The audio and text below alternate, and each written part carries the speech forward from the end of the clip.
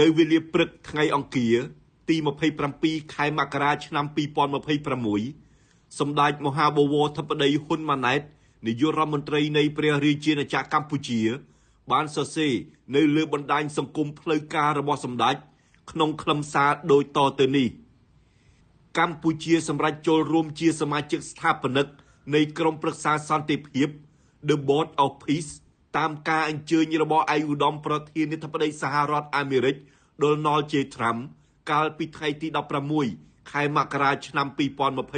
2026ការចូលរួមនេះគឺដើម្បីបង្ហាញពីឆន្ទៈរបស់កម្ពុជាក្នុងការគាំទ្រនិងរួមចំណែកដល់ការលើកកម្ពស់ការរក្សាសន្តិភាពសកល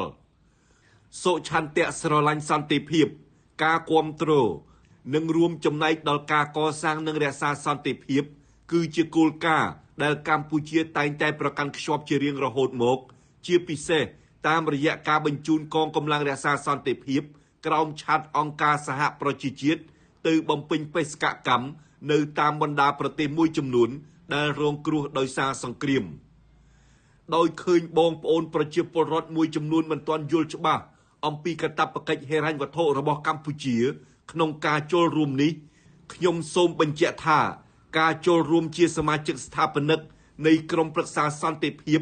សម្រាប់អាណត្តិ3ឆ្នាំមិនតម្រូវឲ្យបង់ថវិកាទេចំពោះការបង់ថវិកា$1000 លានសហរដ្ឋអាមេរិកនោះ